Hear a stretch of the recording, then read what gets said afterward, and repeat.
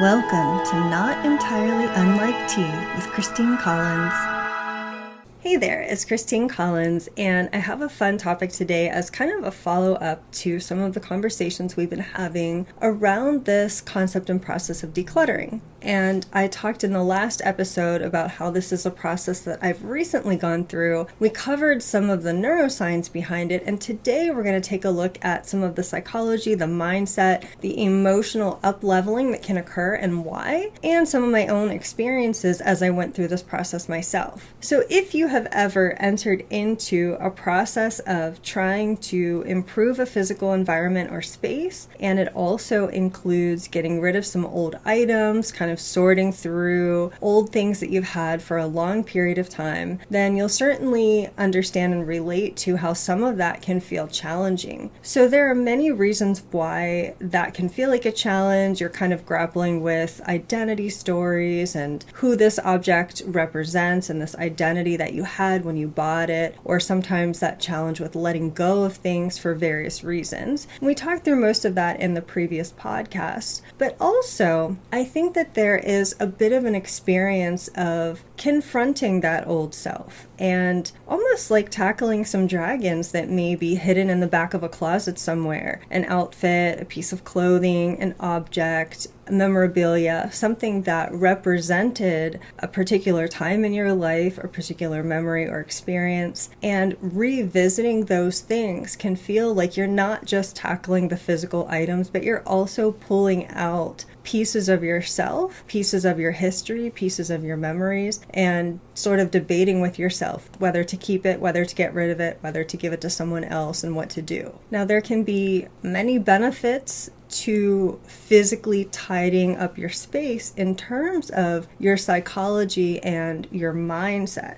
And there are lots of reasons for this. We've kind of chatted through how there are benefits to your cognitive load, where your brain is continuously processing this visual stimuli that's ongoing in the background. Even if you aren't consciously aware of that, you are taking in all of that visual, physical clutter and trying to process it all the time. So it can be quite a distraction subconsciously, where it demands more of your subconscious attention, which can make it more difficult to focus. And so reducing some of that visual distraction can help to free up some of your mental resources. It also kind of gives you a sense of being back in control again when you can kind of take over that physical environment and have agency over your space. As small as it may be, simply organizing what you have, even if you're not changing anything, getting anything new, or even getting rid of anything, simply organizing can be incredibly empowering. And in that process of making all of those little micro decisions of what to put where and what to get rid of, you are actually improving your decision-making capacity by exercising those neurons that are involved with decision-making. You're giving strength to that, kind of like working out a muscle. It also helps us in terms of mindfulness. As we look back through all of these objects that we've accumulated over time for various different reasons, it informs us in future decision-making. As you reflect on things that turned out not to be useful, that you had high hopes for, perhaps in the beginning, you start to notice trends and patterns within yourself, within the way that you buy things and use things, and ultimately which things proved to be the most useful versus the imagination that we had around that, the hopes and the perhaps fantasies of that object that we ended up not really needing or the way that we had anticipated. It certainly lowers cortisol levels by having that tidier environment. So cortisol being the stress hormone, it can help to promote more feelings of relaxation and self-control, and even improving sleep. So having a more clutter-free bedroom can lead to better sleep quality, and that's certainly very relevant for mental well-being and a sense of being more productive when you're in an organized space. Your desk is tidy, the space around your work area is tidy. Perhaps most importantly, in addition to all of the practical benefits of having a more decluttered and tidy and organized environment, there is a sense of a fresh start.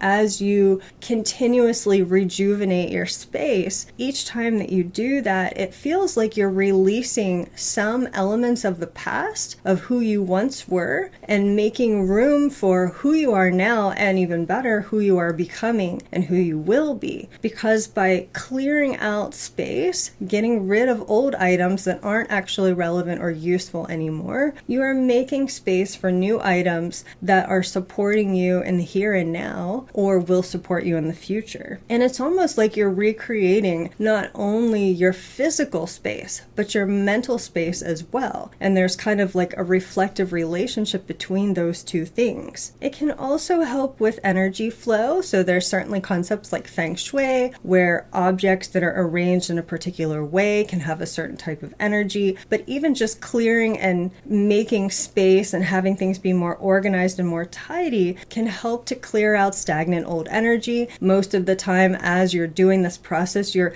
cleaning the space as you go. It doesn't really make sense to tidy up and not dust off the surfaces and clean things as you go. And in a sense, it's kind of releasing old emotional baggage. So one of the things that I noticed as I went through this process, and perhaps you've had this experience too, is that it can feel very self-affirming to go through an organization and reorganization process where you are spending time on yourself, quality time on yourself to improve your physical environment. And I think that at a subconscious level, it can really increase a sense of worthiness. I deserve this. I'm worthy of a nice, clean, and tidy space. Sometimes when we let things get into being very messy and very disorganized, it almost feels like self-punishment. You know, a lot of times it's simply because we don't have the time or we don't have the energy. But when we make that step into creating the time and using whatever energy we have, and I recognize that that is different across different individuals, but whatever available energy there is, you're investing it. And it is an investment into yourself, which can ultimately feel very good. It can feel almost like self-care, to clean up the spaces around you, to make them organized, to make them feel good to you, to do some of the little finishing touches that I mentioned before, like using aromatherapy or putting something out that feels really nice to look at, that brings you a lot of pleasure to see. Perhaps it's some visual art or something that you have out on your surfaces that's just nice for you to experience on a regular basis. It also allows you to kind of realign the usage of things with whatever your current goals and intentions are, so you can reinforce that. So if you have a specific goal, let's say to work out, and you have decided to make your workout clothes more accessible, or perhaps you've created a space where you can roll out a yoga mat, or those types of decisions, you've now reorganized your space in a way that actually promotes your goals and your own intentions for how you want to live more consistently. And I think also there's something to the phase of detachment from old items. In many ways, it can be challenging to release and let go of things that you've held on to for a long time. But sometimes when you do that, there's almost a sense of relief as you drop it into the bag or the box to give it away, to throw it away, whatever it is. There's a feeling of release and letting go, releasing the past, moving on and moving forward into whatever the now looks like and whatever the future will look like. Now, in terms of neurodivergence specifically, with things like autism and ADHD, where there may be a heightened sensory sensitivity, I know I certainly have this. I'm definitely more sensitive to strong scents or very loud noises. For some people, it may be physical textures and things like that. And having a lot of clutter around in the environment can add to feeling of sensory overwhelm, which can make the process of decluttering and organizing especially beneficial for reducing that sensory overload. It can also almost be a benefit to have where neurodivergence experience a sense of hyper-focus on a particular task or project. I definitely experienced this myself. For me, it's much easier when I'm doing something to kind of go all in for a few days to get something completed, as opposed to doing it very painfully and gradually over a span of 6 months or something like that. So for neurodivergent people specifically, having the capacity to use their hyper-focus focus in a constructive way to accomplish some of these tasks and complete some of these projects around decluttering and organizing can actually be quite a benefit working in our favor to allow you to get that completed.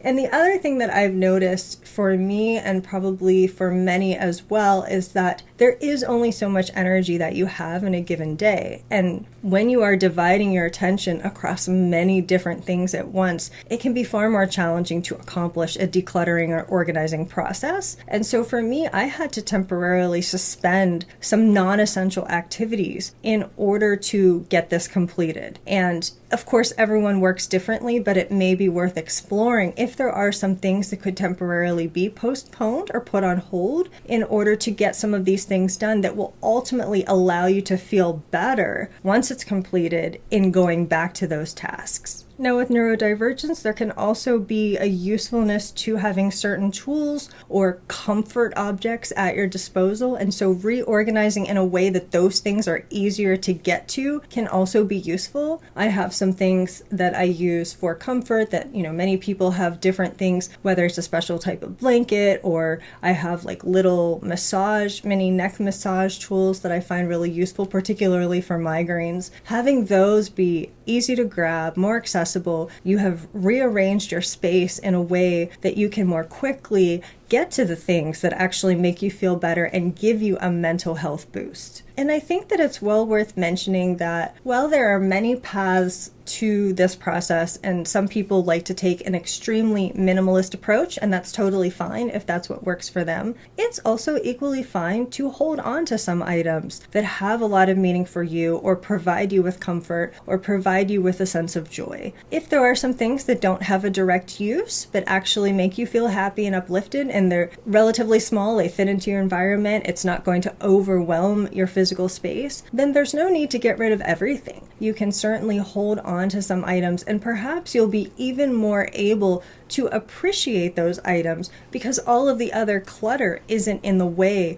of experiencing them or using them. And I think that there can be kind of an overall sense of personal transformation. I have certainly noticed going through this process for myself, as I dropped each old item into a bag or into a box, as I grappled with the decision-making process, which is often the thing that we procrastinate and postpone, but as I tackled each area and made those choices, whether they were easy or difficult to make, I did feel empowered. And I also noticed a feeling of up-leveling, where now when I return to some of those activities that I temporarily suspended, I feel like I have a different perspective. And I didn't go anywhere. I didn't do anything crazy or dramatic. I simply changed my physical space, and perhaps most symbolically and relevantly tackled some of those dragons, that closet that you never want to touch, that drawer that you avoid even opening, that cabinet that's just filled with stuff and none of it is organized and things are toppling over each other. Simply by addressing those things, there's almost a symbolic representation of tackling inner dragons and sort of battling with them, and then ultimately coming out with a conclusion that you're satisfied with. So I invite you to consider whether things like this might be useful or relevant for you. Certainly not to say that it has to be done right away, because for me, I had been contemplating this for quite a while. It was not something that I woke up one morning and had the idea to do. It's been troubling me for probably months, if I'm honest, and I finally reached a space where I had the time and the energy that I could devote to this process, and it has been absolutely worthwhile. But it also needed to kind of build for me in the way that it gave me that impetus and that momentum to move forward with. So gently inviting you to consider what might actually work for you and what might feel good to you, whether that's to start today with just one little drawer, or to kind of plan and strategize how you want to do things. We're all different, and none of us has like the right perfect answer on how to approach this. But I would definitely say that in doing so, there is not just a physical practical benefit to organizing your space and having things more accessible, more reachable, more findable is a problem for many of us. And I talked in the last podcast about having things be more physically, visually accessible.